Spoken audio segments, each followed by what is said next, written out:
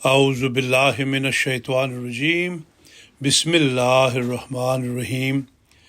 مستقل طور پر تو سرزمین فلسطین عبادیت صالحون کے ہاتھوں میں رہنی ہے۔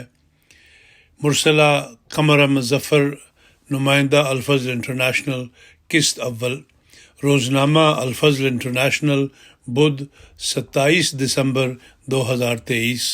مسلمانوں کو چاہیے کہ پھر عبادت گزار بن جائیں، اس کے نتیجہ میں وہ پھر غالب آ جائیں گے، اور ان کو یہ بھی یاد رکھنا چاہیے کہ رسول کریم سب زمانوں کے لیے رحمت ہے، اور رسول کریم کا زمانہ اس وقت ختم نہیں ہو جاتا جب بنی اسرائیل فلسطین پر قابض ہوں، بلکہ اس کے بعد بھی وہ زمانہ ہے جس کے لیے رسول اللہ رحمت ہے۔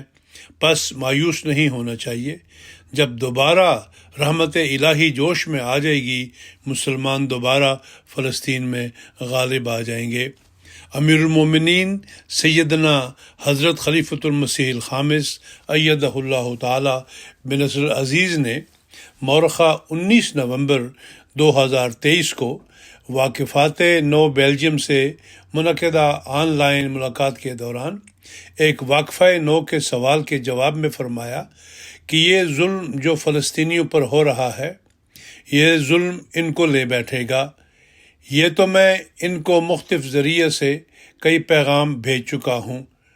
زبور میں بھی یہ بات لکھی ہے، اور زبور کی باتیں ہی ہیں جو سورۃ الانبیاء میں بیان کی گئی ہیں، اور اس کی تفسیر اگر تمہیں اردو پڑھنی آتی ہے تو تفسیر کبیر میں پڑھ لو۔ سورۃ الانبیاء میں بھی اور سورۃ بنی اسرائیل کے پہلے رکوع میں 2 آیتیں ہیں۔ اس میں تفصیل سے تمہیں پتہ لگ جائے گا، اور اس میں بائبل کے حوالے بھی تمہیں مل جائیں گے کہ بائبل نے یہودیوں کو کیا کہا تھا۔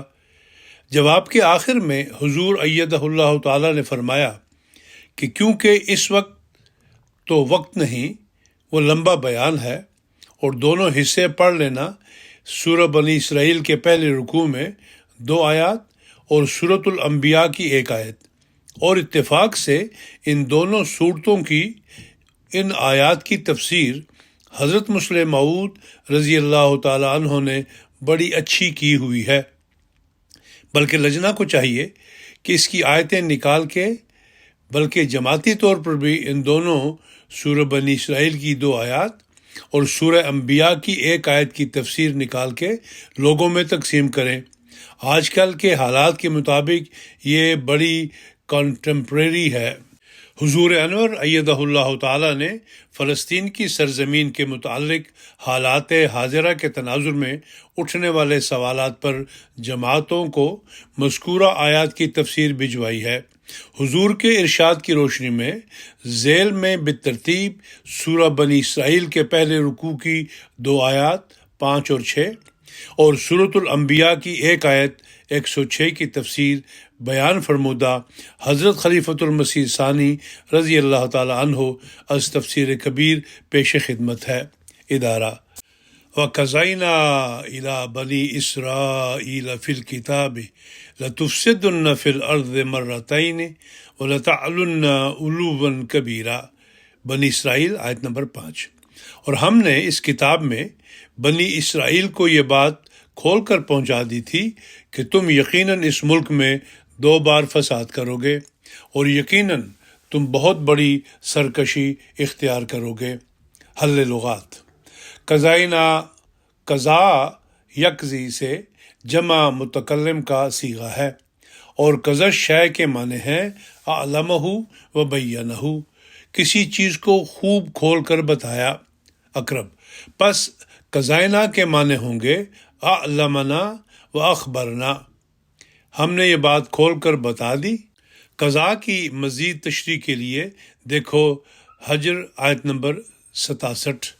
قضائنا قضا سے جمع متکلم کا صیغہ ہے، اور قضا بین الخصمین کے معنی ہیں حکمہ و فصلہ، مدعی اور مدعا علیہ کے درمیان جھگڑے کا فیصلہ کر دیا۔ قضا شیء قضاءً صنعہ بإحکام و قدرہ، کسی چیز کو عمدہ طور پر بنایا اور اس کا صحیح اندازہ لگایا۔ قضا الامر علیہ ختمہ وأوجبہ وألزمہ بہ، اس کے خلاف بات کو ختم کر دیا اور اس پر اس کو واجب کر دیا اور اس کا پورا کرنا اس کا فرض قرار دیا۔ الشیء علمہ و بینہ، کسی معاملہ کا اعلان کیا اور اس کو کھول کر بیان کیا۔ قضا لک الامر، اے حکم لک، کسی معاملہ کا تیرے حق میں فیصلہ کر دیا۔ اقرب ولا تعلن علی یالو سے مضارع کا صیغہ ہے اور علی الشیء کے معنی ہیں ارتفع، کوئی چیز بلند ہوئی۔ علی فلان فی الارض تکبر و تجبر، اس نے تکبر اور سرکشی کی۔ علی فلان غلبہ و قہرہ، کسی پر غالب آیا۔ علی فلان بالسیف ضربہ، اسے تلوار ماری۔ علی المکان صعدہ، کسی جگہ پر چڑھا۔ علی فی المکارم، شرف خوبیوں میں ممتاز ہوا۔ اقرب پس ولتعلن کے معنی ہوں گے کہ تم سرکشی کرو گے۔ تفسیر: مسلمانوں کے لیے یہود سے عبرت حاصل کرنے کا موقع۔ فرمایا کہ تمہارا نبی مثیل موسیٰ قرار دیا گیا ہے اور اس مشابہت کو پورا کرنے کے لیے اسے بیت المقدس اور اس کے گرد کا علاقہ دیا جانے والا ہے۔ پس تم کو اس امر میں احتیاط کرنی چاہیے کہ جو کچھ بنی اسرائیل سے بعد میں معاملہ ہوا وہ تم سے نہ ہو۔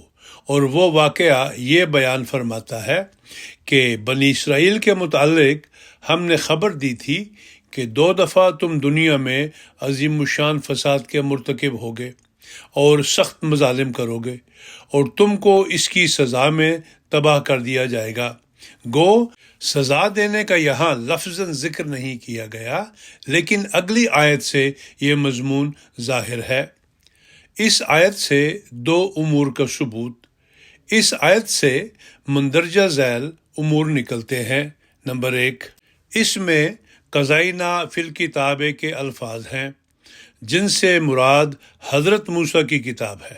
نمبر 2، اس آیت میں یہ بتایا گیا ہے کہ بنی اسرائیل کے 2 دفعہ باغی ہو کر الہی عذاب میں مبتلا ہونے کی خبر اس کتاب میں پہلے سے دی گئی تھی۔ نئے اور پرانے مفسرین نے اس آیت کی تفسیر میں 2 غلطیاں کی ہیں۔ اول تو یہ کہ بنی اسرائیل کی تباہی کے بعض واقعات تو درج کر دیے ہیں، لیکن قرآنی الفاظ کی صداقت کے اظہار کے لیے وہ پیشگوئی درج نہیں کی جس کا ذکر قرآن کریم نے کیا ہے۔ دوم، جنہوں نے پیشگوئی بیان کرنے کی طرف توجہ کی ہے انہوں نے یہ نہیں سوچا کہ اس آیت میں یہ بتایا گیا ہے کہ پیشگوئی موسیٰ علیہ السلام کی کتاب میں بیان کی گئی تھی۔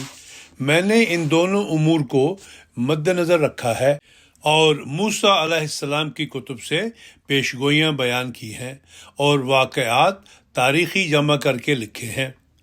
الا کے معنی، الا بمعنی ظلم ہے، یعنی تم لوگوں کے اوپر ظلم کرو گے، جبر کرنے لگ جاؤ گے اور تکبر کرو گے اور ظلم سے کام لو گے، کیونکہ الا یالو علون فلان کے معنی ہوتے ہیں تکبرا و تجبرا، یعنی تکبر کیا اور ظلم سے کام لیا۔ وَعَلَىٰ فُلَانًا بِالسَّيْفِ ضَرَبَهُ، اس کو تلوار سے مارا۔ یہود کی تباہی کا ذکر بائبل میں فی الکتاب کہہ کر یہ بتایا کہ اس کا ذکر موسیٰ کی کتاب میں ہے، چنانچہ موسیٰ کی کتاب میں بھی اس کو ثبوت ملتا ہے۔ استثناء باب 28 آیت 15 میں لکھا ہے، لیکن اگر تو خداوند اپنے خدا کی آواز کا شنوانا ہوگا کہ اس کے سارے شرعوں اور حکموں پر جو آج کے دن میں تجھے بتاتا ہوں دھیان رکھ کے عمل کرے، تو ایسا ہوگا کہ یہ ساری لعنتیں تجھ پر اتریں گی اور تجھ تک پہنچیں گی۔ اس کے بعد ان لعنتوں کا ذکر کیا ہے جو نافرمانی کی وجہ سے ان پر اتریں گی۔ چنانچہ فرماتا ہے، خداوند تجھ کو اور تیرے بادشاہ کو جسے تو اپنے اوپر قائم کرے گا ایک گروہ کے درمیان جس سے تو اور تیرے باپ دادے واقف نہ تھے لے جائے گا۔ آیت 36 پھر لکھا ہے، خداوند ایک گروہ دور سے زمین کی انتہا سے ایسا جلد بلکہ جیسا عقاب اٹھتا ہے تجھ پر چڑھا لائے گا۔ وہ ایک گروہ ہوگی جس کی زبان تو نہ سمجھے گا۔ وہ ترش رو گروہ ہوگی جو نہ بوڑھے کا ادب نہ جو ان پر کرم کرے گی، اور وہ تیری مواشی کا پھل اور تیری زمین کا پھل کھا جائے گی یہاں تک کہ تو ہلاک ہو جائے گا، اس لیے کہ غلے اور مے اور تیل اور تیری گائے بیل کی بڑھتی اور بھیڑ بکری کے گلوں سے تیرے لیے کچھ نہ چھوڑے گی، یہاں تک کہ وہ تجھے فنا کر دے گی، اور وہ تجھے تیرے سب پھاٹکوں میں آ گھیرے گی، یہاں تک کہ تیری اونچی اور محکم دیواریں جن کا تجھے اپنے سارے ملک میں بھروسہ تھا گر جائیں گی، اور وہ تجھے اس ساری زمین میں جسے خداوند تیرے خدا نے تجھے دیا ہے ہر ایک شہر کے سب پھاٹکوں میں آ گھیرے گی، اور تو اپنے ہی بدن کا پھل، ہاں اپنے بیٹوں اور اپنی بیٹیوں کا گوشت جنہیں خداوند تیرے خدا نے بخشا تھا اس محاصرہ کے وقت اور اس تنگی میں جو تیرے بیریوں کے سبب سے تجھ پر ہوگی کھائے گا۔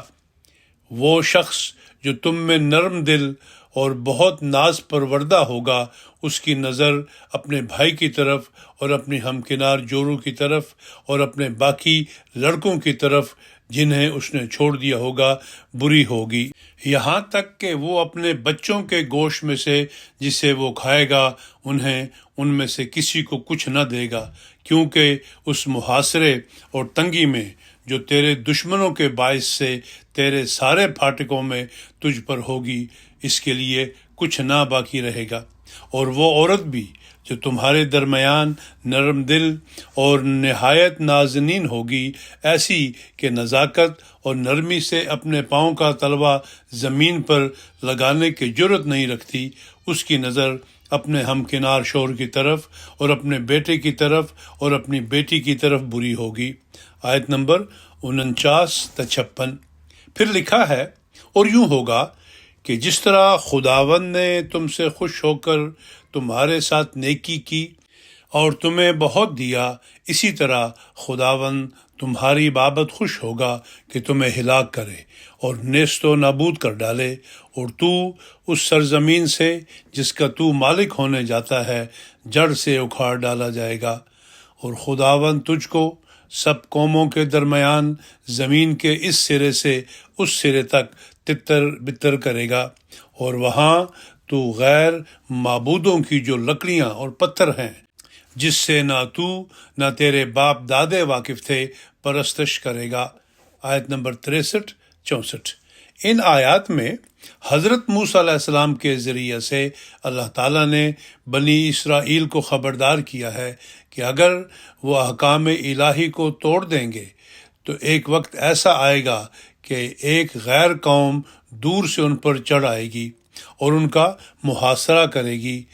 محاصرہ کے وقت قحط اور وبا پڑیں گی، اور آخر ان کے شہروں کی فصیلیں توڑ دی جائیں گی، بادشاہ قید کر کے لے جایا جائے گا، اور قوم جلا وطن کر کے دور علاقوں میں بھیج دی جائے گی۔ یہ پیشگوئی ان دو فسادوں میں سے جن کا قرآن کریم نے ذکر کیا ہے پہلے فساد کی نسبت ہے۔ قضاء کے معنی، یہ جو فرمایا قضائنا الی بنی اسرائیل، اس کے یہ معنی ہیں کہ ہم نے ایک وحی کے ذریعے سے بنی اسرائیل کو آئندہ آنے والی اس مصیبت سے خبر دے دی تھی، مگر افسوس کہ وہ پھر بھی ہوشیار نہ ہوئے۔ انسان کو ہوشیار کرنے کے دو مقصد، دراصل پہلے بتانے سے غرض ہوشیار کرنا ہی ہوتا ہے، اور ہوشیار کرنے کے دو مقصد ہوتے ہیں۔ نمبر 1، انسان کوشش کرے اور بچ جاوے۔ نمبر 2، اگر نہ بچے تو اس پر حجت پوری ہو۔ حضرت صلی اللہ علیہ وسلم کا اپنی امت کو ہوشیار کرنا۔ حضرت صلی اللہ علیہ وسلم نے بھی اپنی امت کے متعلق فرمایا ہے، لَتَتَّبِعُنَّ سُنَنَ مَنْ كَانَ قَبْلَكُمْ، بخاری کتاب الاعتصام بالکتاب والسنہ، کہ تم پہلے لوگوں کے طریقہ پر عمل کرو گے، اور بعض احادیث میں ہے کہ یہود و نصارہ کے نقش قدم پر چلو گے، مگر افسوس کہ باوجود ہوشیار کر دینے کے مسلمان بھی اس آفت سے نہ بچے۔ فَإِذَا جَاءَ وَعْدُ أُولَاهُمَا بَعَثْنَا عَلَيْكُمْ عِبَادًا لَنَا أُولِي بَأْسٍ شَدِيدٍ فَجَاسُوا خِلَالَ الدِّيَارِ وَكَانَ وَعْدًا مَفْعُولًا۔ بنی اسرائیل آیت 6۔ اور جب ان دو بار کے فسادوں میں سے پہلی بار کا وعدہ پورا ہونے کا وقت آیا تو ہم نے اپنے بعض ایسے بندوں کو تمہاری سرکوبی کے لیے تم پر مستولی کر کے کھڑا کر دیا جو سخت جنگجو تھے، اور وہ تمہارے گھروں کے اندر جا گھسے، اور یہ وعدہ بہرحال پورا ہو کر رہنے والا وعدہ تھا۔ حل لغات، اولی باسن، اولو جمع ہے جس کے معنی ذو کے ہیں، یعنی فلاں صفت والے، اس کا مفرد نہیں آتا۔ بعض کہتے ہیں کہ یہ اسم جمع ہے اور اس کا مفرد ذو ہے، جیسے غنم اسم جمع ہے اور شاتن اس کا مفرد ہے۔ اقرب، الباس و العذاب، عذاب، اشدت و فی الحرب، گھمسان کی لڑائی۔ اقرب۔ مزید تشریح کے لیے دیکھو سورۃ نحل آیت نمبر 82۔ پس اولی باسن کے معنی ہوں گے جنگجو۔ جاسو، جاسو، جاسا، یجوسو، جوسن، اشیاء کے معنی ہیں طلبہ بالاستقصاء، کسی چیز کو حاصل کرنے میں انتہائی محنت و کاوش سے کام لیا۔ اور جاسو خلال الدیار کے معنی ہیں دارو فیہا بالعیس والفساد، علاقوں میں فساد اور تباہی مچاتے ہوئے گھس گئے۔ وفسرہ الجوہری بقولہ اے تخللوا فطلبوا ما فیہا کما یجوس الرجل الاخبار اے یطلبوہا، اور جوہری نے جاسو خلال الدیار کے معنی یہ کیے ہیں وہ علاقوں میں گھس گئے اور مال و دولت کو حاصل کرنا چاہا۔ اقرب۔ دیار، دیارن دارا کی جمع ہے، اور دارن کے معنی المحل مکان، والارست صحن میدان، البلد شہر ملک علاقہ۔ اقرب۔ خلالت دیار ما حوالی حدودہا وما بین بیوتہا، ملکوں کی حدوں اور ان کے گھروں کے درمیان۔ اقرب۔ تفسیر۔ اب اس پیشگوئی کے پورا ہونے کا حال بتاتا ہے اور فرماتا ہے کہ جب پہلے وعدہ کا وقت آ گیا تو اے بنی اسرائیل، ہم نے تم پر ایسے لوگ غالب کر دیے جو سخت جنگ کرنے والے تھے، وہ آئے اور تمہارے گھروں میں گھس گھس کر انہوں نے تم کو ہلاک کر دیا۔ وکانا وعد مفعولا، وہ وعدہ ہمارا پورا ہو کر رہنے والا تھا، یا یہ کہ ہمارا وعدہ پورا ہو ہی گیا۔ آیت میں یہود پر دو عذابوں کا ذکر، جن دو عذابوں کے متعلق اس آیت میں خبر دی گئی ہے، اس کا ذکر قرآن کریم میں ایک دوسری جگہ یوں کیا گیا ہے: لعن الذین کفروا من بنی اسرائیل علی لسان داؤد و عیسی ابن مریم، المائدہ آیت نمبر 79۔ اس آیت سے معلوم ہوتا ہے کہ ایک دفعہ حضرت داؤد کے بعد عذاب آیا اور ایک دفعہ حضرت عیسیٰ کے بعد آیا۔ یہود پر پہلے عذاب کا ذکر بائبل میں، پہلے عذاب کا حال بائبل سے یوں معلوم ہوتا ہے کہ یہود حضرت موسیٰ کے بعد طاقتور ہو گئے تھے، حتیٰ کہ حضرت داؤد کے زمانہ میں ایک زبردست حکومت کی بنیاد پڑ گئی جو ان کے بعد بھی ایک عرصہ تک قائم رہی، اور آخر آہستہ آہستہ کمزوری ہوتی گئی، اور آخری زمانہ میں بابل کے شمال کے علاقہ میں بسنے والی آشوری قوموں نے ان کو شکست دی۔ یہ قوم نینوا کی بادشاہ تھی، انہوں نے یہود کو اپنا باج گزار بنا لیا۔ اس کے بعد نیکو ایک مصر کا شہزادہ تھا، اس نے آسوریوں کو شکست دی اور وہ نینوا کی بجائے مصریوں کے باج گزار بن گئے۔ 600 سال قبل مسیح کے قریب اور حضرت داؤد سے قریباً 400 سال بعد یرمیاہ نبی کی معرفت ان کو ان کی خرابیوں پر اللہ تعالیٰ نے پھر متنبع کیا۔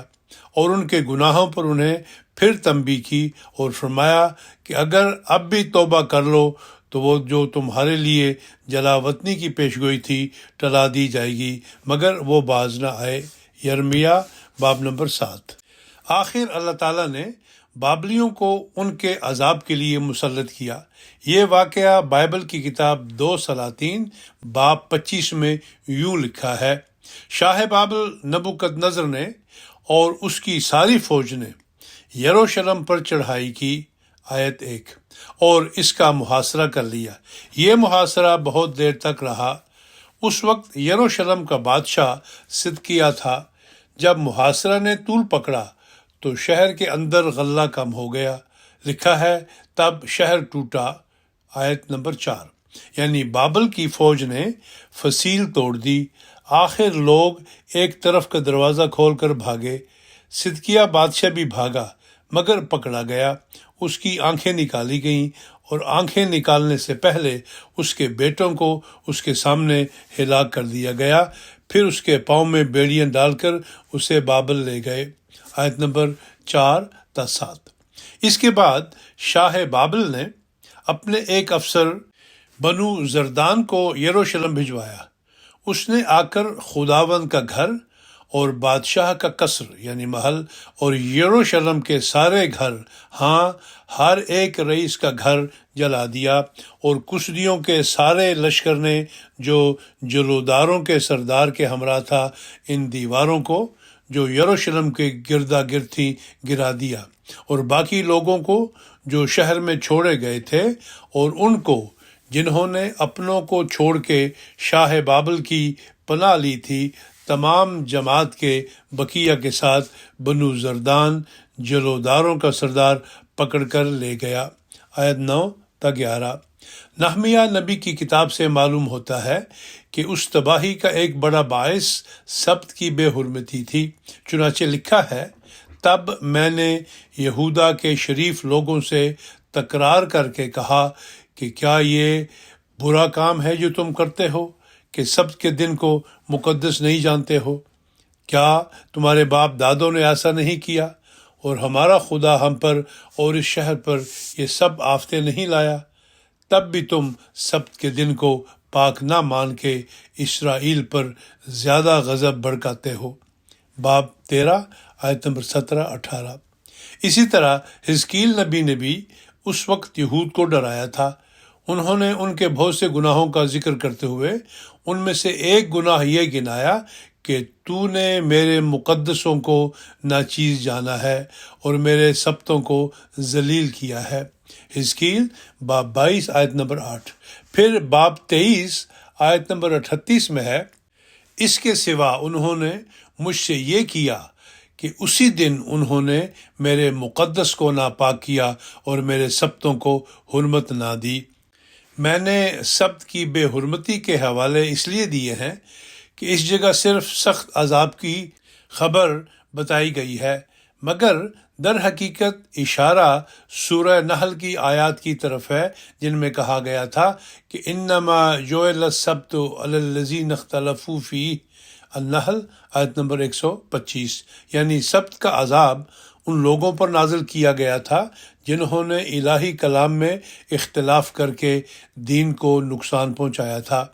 قرآن کریم کے مضامین کی ترتیب کی اس آیت میں ایک زبردست شہادت ہے کہ سورہ نحل جو بعد میں اتری ہے اس میں سبت کا ذکر ہے۔ سورہ بنی اسرائیل اس سے پہلے کی نازل شدہ ہے اور اس کے مضامین سورہ نحل سے اس طرح چسپاں ہو جاتے ہیں گویا سورہ نحل پہلے کی ہے اور اسراء بعد کی، اور اس میں سورہ نحل کے مضامین کے جواب دیے گئے ہیں اور ان کی تکمیل کی گئی ہے۔